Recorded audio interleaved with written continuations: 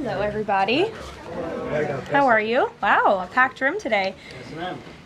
Last night, the Trump administration faced another example of judicial overreach. Using his full and proper legal authority, President Trump imposed universal tariffs and reciprocal tariffs on Liberation Day to address the extraordinary threat to our national security and economy posed by large and persistent annual U.S. goods trade deficits. The United States has run a trade deficit of goods every year since 1975. In 2024, our trade deficit in goods exceeded $1 trillion. Everybody agrees this is unacceptable. President Trump is delivering on his promise to fix this problem, and he has taken a long overdue and much needed bold stance for American workers after decades of our manufacturing base being hollowed out. The president's rationale for imposing these powerful tariffs was legally sound and grounded in common sense. President Trump correctly believes that America cannot function safely long-term if we are unable to scale advanced domestic manufacturing capacity, have our own secure critical supply chains, and our defense industrial base is dependent on foreign adversaries. Three judges of the U.S. Court of International Trade disagreed and brazenly abused their judicial power to usurp the authority of President Trump to stop him from carrying out the mandate that the American people gave him. These judges failed to acknowledge that the President of the United States has core foreign affairs powers and authority given to him by Congress to protect the United States economy and national security. Congress had created the National Emergency Act to provide the congressional framework to strike down improper IEEPA use, and any questions over whether President Trump improperly imposed these IEEPA tariffs were already adjudicated in Congress following Liberation Day. Congress firmly rejected an effort led by Senator Rand Paul and Democrats to terminate the president's reciprocal tariffs. The courts should have no role here. There is a troubling and dangerous trend of unelected judges inserting themselves into the presidential decision-making process. America cannot function if President Trump, or any other president for that matter, has their sensitive diplomatic or trade negotiations railroaded by activist judges. President Trump is in the process of rebalancing America's trading agreements with the entire world, bringing tens of billions of dollars in tariff revenues to our country, and finally ending the United States of America from being ripped off. These judges are threatening to undermine the credibility of the United States on the world stage. The administration has already filed an emergency motion for a stay pending appeal and an immediate administrative stay to strike down this egregious decision. But ultimately, the Supreme Court must put an end to this for the sake of our Constitution and our country. With Congress returning next week, it's critical that Senate Republicans maintain the momentum and quickly pass the One Big Beautiful Bill. The One Big Beautiful Bill will truly make America safe and prosperous. The One Big Beautiful Bill includes the largest border security investment ever. That's why the law enforcement groups are lining up to encourage its swift passage. The National Fraternal Order of Police, the largest police union in the country, just endorsed key provisions of the bill. The FOP president announced their strong support, saying the One Big Beautiful Bill Act is more than legislation. It is a promise kept to the public safety officers across the country and a bold step toward an economy that respects, rewards, and uplifts the people who keep it safe. And the National Border Patrol Council, which represents nearly 20,000 Border Patrol agents, hailed the legislation as well. The group's president said this legislation provides a once-in-a-generation investment in the border security of our great country and will make America safer. The One Big Beautiful Bill will guarantee we can permanently have the safest, strongest, and most secure immigration system in American history. I also want to take the opportunity to debunk some false claims that have been circulating in the press about this bill. The blatantly wrong claim that the One Big Beautiful Bill increases the deficit is based on the Congressional Budget Office and other scorekeepers who use shoddy assumptions and have historically been terrible at forecasting across Democrat and Republican administrations alike. For example, just before Congress enacted the original Trump tax cuts at the end of 2017, the same CBO projected that growth would average a mere 1.9% over the next 10 years. However, by 2019, actual growth had surged to 3.4% once the Trump tax cuts went into effect, exceeding the CBO forecast by nearly 2 full percentage points. The CBO's latest forecast makes the same anemic growth assumptions as they did in 2017, missing the impact of the One Big Beautiful Bill. The CBO assumes long-term GDP growth of an anemic 1.8%, and that is absurd. The American economy is going to boom like never before after the One Big Beautiful Bill is passed. The largest middle-class tax cut in history, massive deregulation, and the most aggressive domestic energy exploration ever will fuel small businesses, further boost private investment, increase workers' wages, and supercharge economic growth. The Council of Economic Advisors has factored in the effects of all these pro-growth policies and estimated in their own analysis that growth will average 3% in the long run after the One Big Beautiful Bill is passed, which is nearly double the ridiculous CBO projection. This higher growth would result in $4.1 trillion in additional revenue over the next 10 years. Between the common sense spending reforms contained in the One Big Beautiful Bill and the robust economic growth that will be generated as a result of it, there will be no increase to the deficit. The same analysis from the CEA shows just how this historic package will unleash prosperity and ignite a blue-collar boom across America. But if the radical Democrats get their way and the One Big Beautiful Bill does not pass, Americans will face a whopping $4 trillion tax hike. This is unacceptable to President Trump.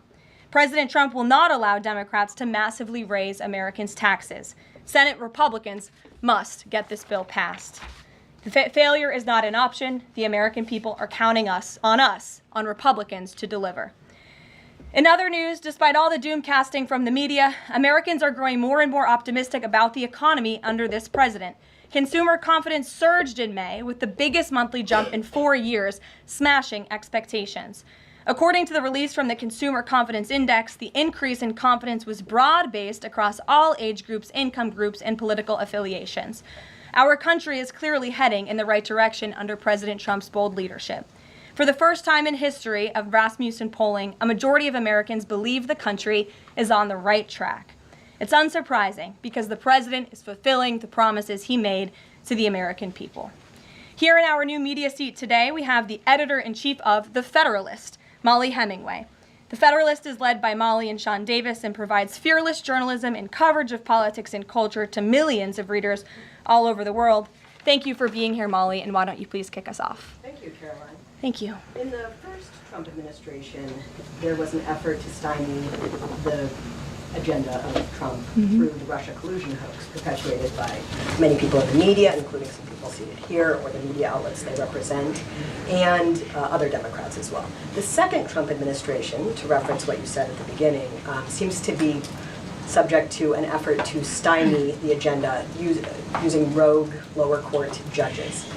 You mentioned that the Supreme Court could and should do something to rein in these lower court judges. Also, Congress could do something about it, but they don't seem terribly interested in it. It also seems there's not much of an actual coordinated effort from this White House to take and tackle this effort from judges, Democrats and other people using these judges to stymie the agenda. Is there an actual effort by this White House to tackle this issue in a comprehensive way, and if so, what is it? There is an effort by this administration to tackle these rogue judges and the injunctions and the blockades that we have faced in our broken judicial system in every case. I mean, we have seen time and time again these lower district court judges ruling against this administration in the president's basic executive authority and powers. And this administration is fighting every single one of those battles in court, including already the block that came down from the tariff court, the IEPA court last night. And as on my way out here to the briefing room, I understand that there was another district court judge right here in Washington, D.C. who ruled against the president's tariff power. And I will get to the heart of your question, and I'm glad that we are addressing this in the room today, because nationwide injunctions ordered against the first Trump administration, Trump 1.0, account for more than half of the injunctions issued in this country since 1963. And President Trump had more injunctions in one full month of office in February than Joe Biden had in 3 years. And let me roll through some of these radical injunctions to paint the picture for the American people at home. These are not just talking points. These are real judges in the court of law who are trying to block the president's power and the policies that he was elected to enact. For example, a court ordered the Trump administration to return already deported terrorist aliens back to the United States. A court has ruled the Trump administration can't even temporarily pause our refugee programs. Courts prohibited the Trump administration from eliminating federal funding for child transgender surgery and mutilation, a practice that the American people overwhelmingly reject. A court also held that the Trump administration could not ban people experiencing gender dysphoria or mental health issues from serving in the military. Ridiculous. Courts prohibited the removal of transgender women from women's prisons despite potential physical harm to real women in those prisons, biological women. A Northern District of California judge issued an absurd ruling that the president cannot fire people within the executive branch without Congress passing a bill, even though Congress has expressly authorized the president through the Office of Personnel Management to authorize reductions in force across agencies. A court also ordered the Trump administration to rehire thousands of already fired employees in several cases. A federal judge blocked the Trump administration from defunding the Department of Education, another signature campaign promise that this president has the power to implement. Courts ordered the Trump administration could not eliminate funding for illegal DEI programs, hence the word illegal. These are illegal programs to begin with, and now the courts are trying to say this president can't roll them back. And a district court judge prohibited the president from issuing any categorical funding freezes. And then another court ordered on top of that the administration makes $2 billion of payments in 36 hours. These are just a few of the ridiculous orders that we have seen from lower district court judges every day, and we hope that the Supreme Court will weigh in and rein them in.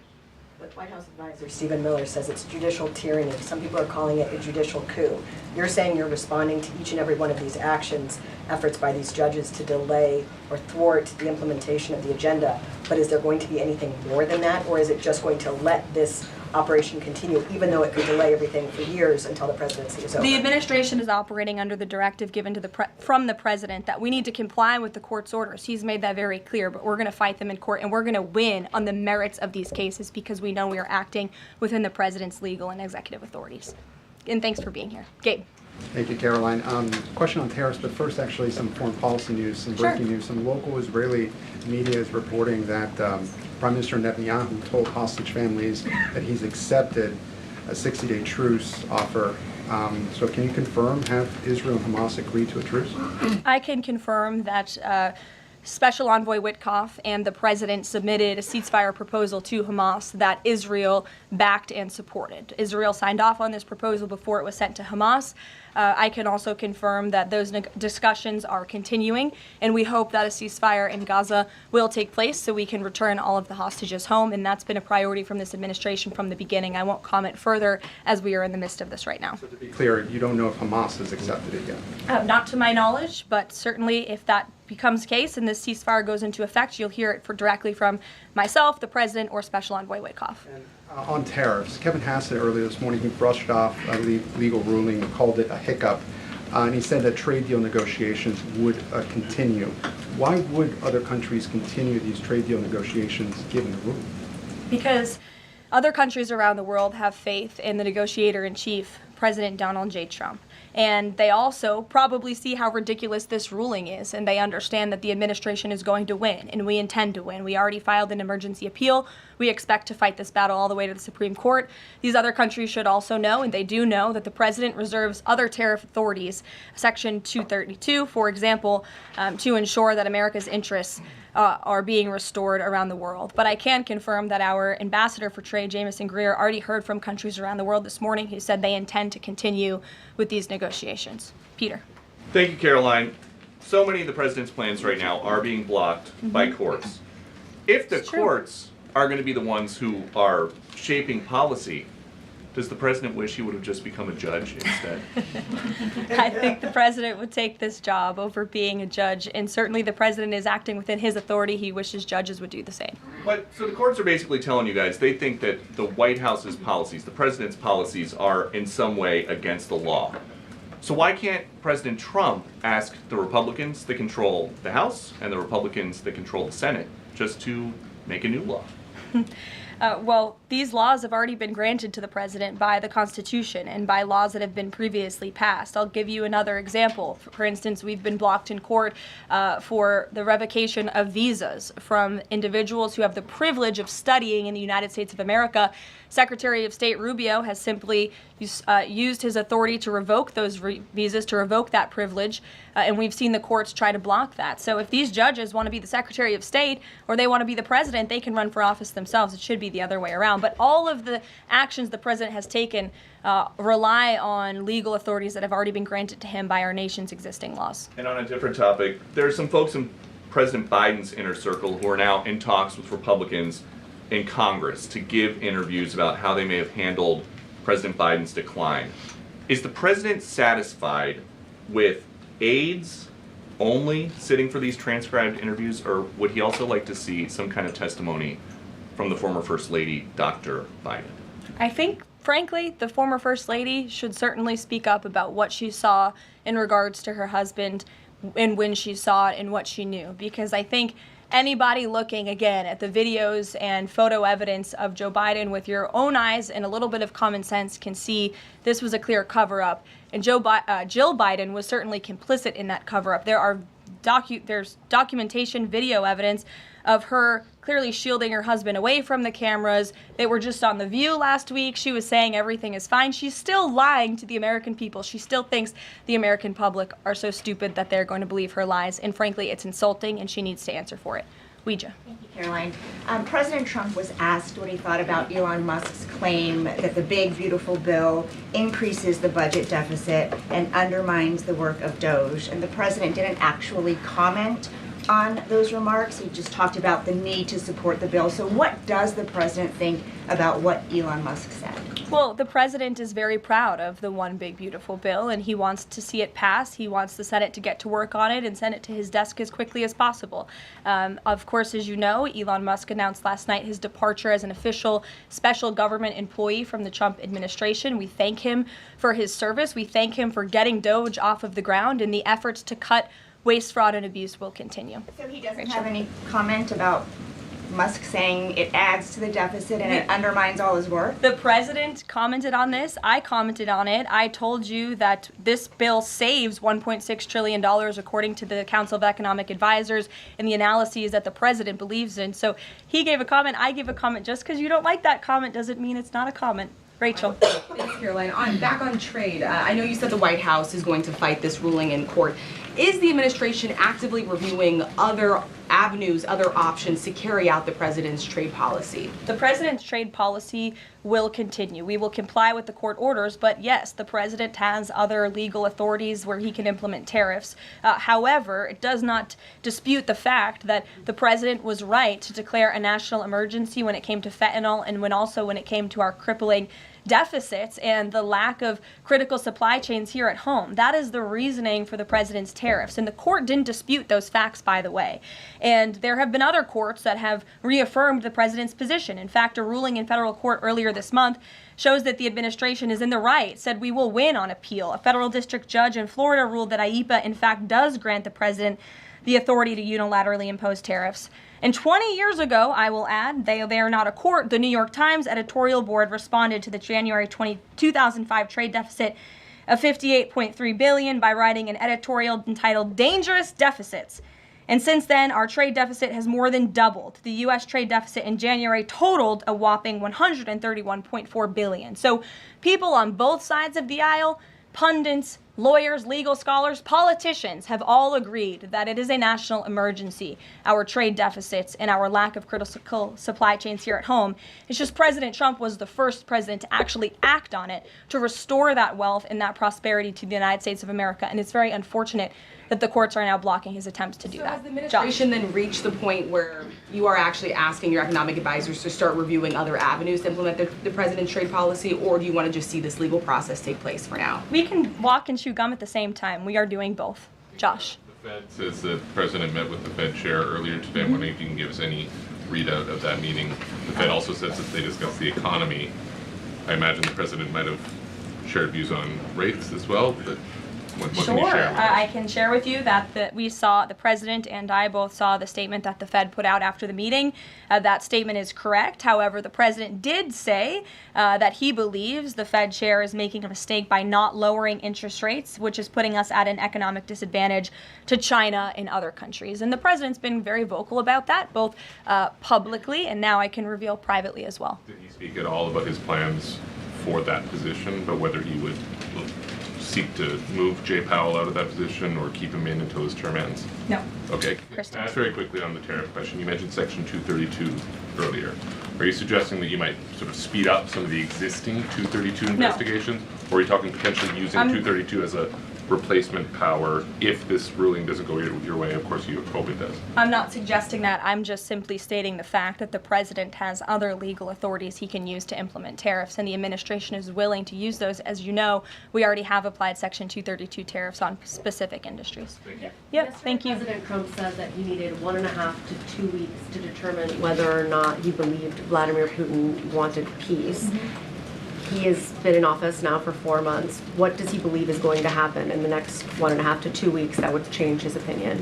Well, it is my understanding and it is our hope that Russia and Ukraine will engage in direct talks and negotiations next week in Istanbul, and we believe that meeting is going to take place, and that is a meeting the president encouraged and urged for these two sides to come together and negotiate directly. And the president has been clear from the very beginning of this conflict that he wants to see this conflict solved on the negotiating table, not on the battlefield, and he's told that to both leaders, again, both publicly and privately. So hopefully next week it will move the ball forward in this. Is the United States going to participate in those conversations?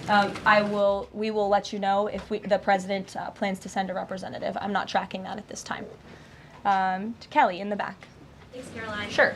I wanted to just clarify once and for all the Qatari jet, the sale, or the gift, because the Qatari government is asking the U.S. to clarify that the jet's pending transfer was initiated by the Trump administration. So is this something that the White House is going to do? The amount of questions we've received, and we've been incredibly clear, and I have answered this, the president has answered this, the Department of Defense has answered this.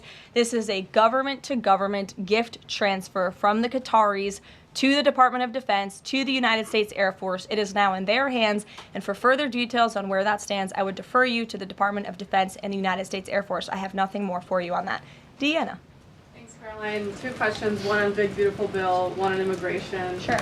Yesterday, Trump said, we will be negotiating that bill, and I'm not happy about certain aspects of it, but I'm thrilled by other aspects of it. Wondering if you could, share any specifics on that. And in immigration, do you know how many illegal migrants have taken Trump's voucher program so far and have deported themselves? I believe it's in the thousands of those who have chosen the easier route of self-deportation, and we certainly encourage all illegal aliens who are present within our homeland to take that option. It's a much more pleasant option than being deported, and we will deport you if you're here illegally. That's our intention. As for the first question, what the president was speaking about is how this is a great bill. However, it has come as a result of a hard negotiation. It's difficult to get things done on Capitol Hill, but thanks to President Trump, this bill is moving in the right direction, and thanks to House Republicans and the leadership over there as well, who did a great job mediating both sides of the caucus to move this bill to the Senate. And now the president, again, has told his friends on the Senate side and is already engaged in those conversations to get that bill back to his desk as soon as possible. Sure. Has this administration been briefed about the incident that happened in Gaza on Tuesday during the rollout of the Gaza Humanitarian Foundation distribution of aid to Palestinians there? And should there be a ceasefire, will this administration continue to rely on this foundation for the distribution of aid to civilians? Are you referring, what incident are you referring to? On Tuesday, when the aid was rolled out to Gaza for the first time in many months, and meals and food was given to hungry people thanks to President Trump. Yes, we were briefed on that plan. The president was the reason that aid went into Gaza, and he got the Israelis to support that plan. And I would add that the previous administration rejected such a plan to ensure that these starving and devastated people in the Gaza Strip were given humanitarian aid and assistance. And it was the previous administration that tried to build this pier, if you all remember it. It was brought to my attention this morning, and I thought that's a good point. Why don't I bring that up? Because there's been so much criticism. In fact, it was on the front page of a newspaper this morning about the criticism for this president having a humanitarian heart and giving people badly needed food and supplies. Nobody wanted to talk about how the previous administration failed in that endeavor. They built this pier that cost $230 million. It lasted about 20 days, and more than 60 U.S. service members were injured, as a part of this floating aid pier that did nothing for the people of Gaza. The president is opening up his humanitarian heart to get aid into the region while his team simultaneously negotiates a ceasefire and the return of all hostages. We are moving the ball forward in a positive direction for all people. The president wants to see peace for all people. Jasmine. Thanks so much, Caroline.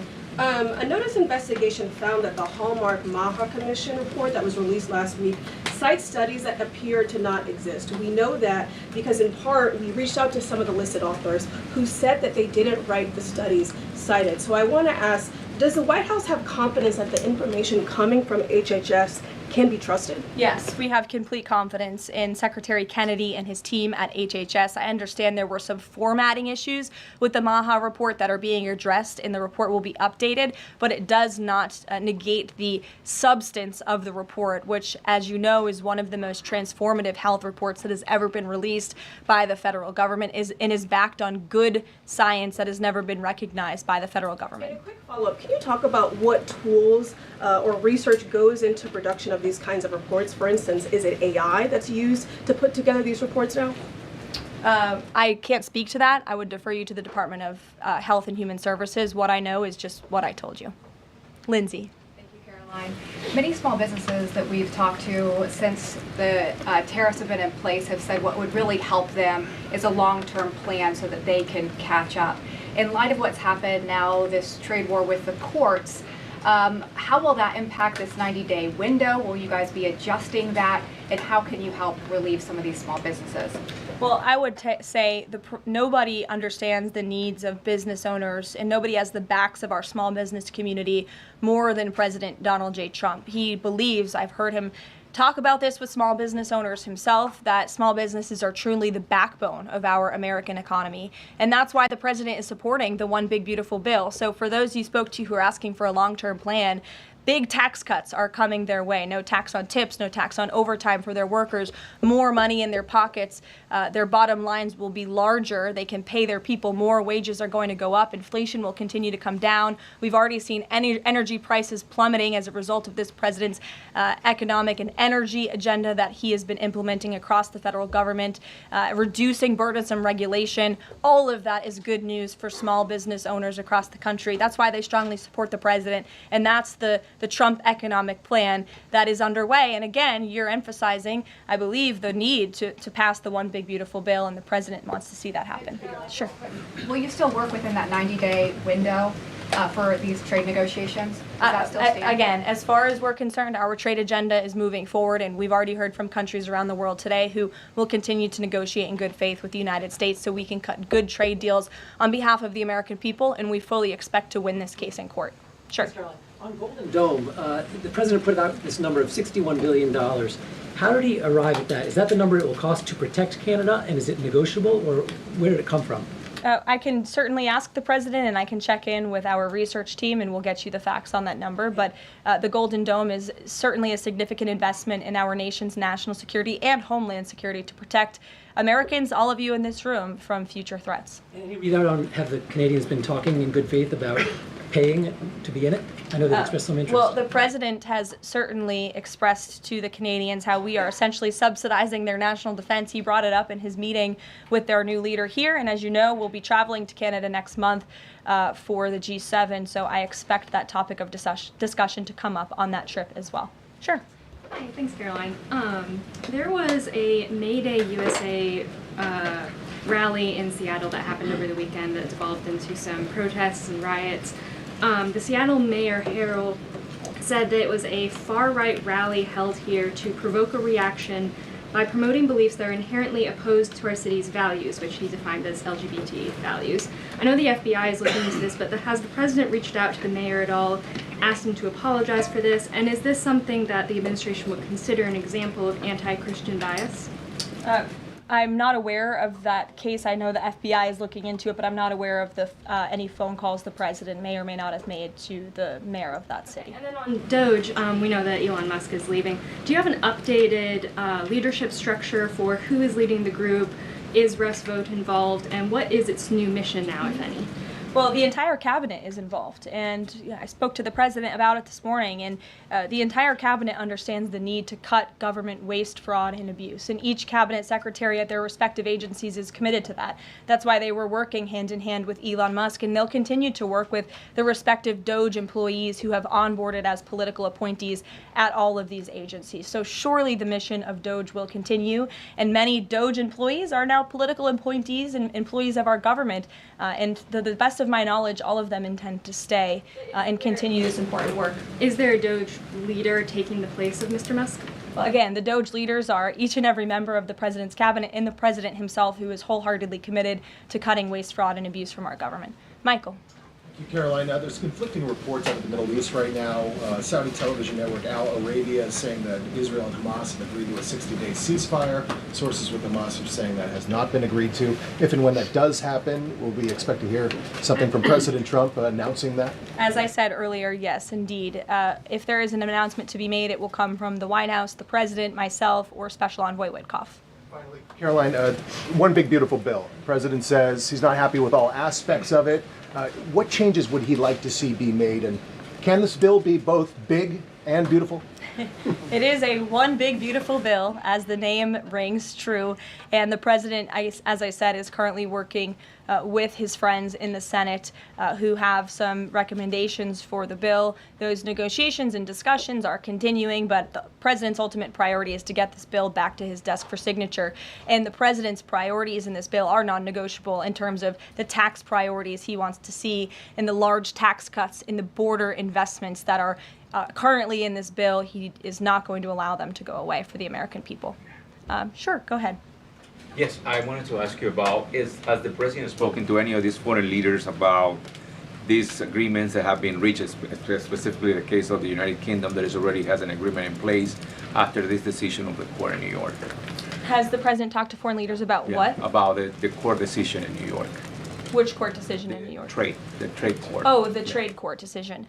He did speak to the leader of Japan this morning, and he said that was a very good call and a good discussion. And as I said, the president's cabinet, Secretary Lutnick, Secretary Bessent, and Ambassador Jameson Greer have all been in touch with their counterparts in countries around the world to let them know the United States will still be at the negotiating table, and we still expect countries around the world to treat us fairly. Again, I will just close by saying that how ridiculous it is that we've been ripped off. Our middle class has been hollowed out. Our manufacturing base has left and gone overseas. Jobs have been offshored. And now no court did anything about that. No court did anything about hundreds of thousands of people being put out of work, about thousands of factories being closed down, about our deficits going to dangerous levels, as the New York Times has said. But now a court is trying to stop a president from trying to correct those wrongs of the past. And this administration will continue to do that. It's a promise the president made to the American people, and it's a promise they elected him on. We will win this battle in court, and the president will implement his America First trade policies. Thank you, everyone. Is the U.S. Steel situation tomorrow to speak? I can tell you the president greatly looks forward to going to Pittsburgh, Pennsylvania, where he will discuss this historic deal and discuss American jobs and American steel, and we hope to see you all there. Thanks, guys.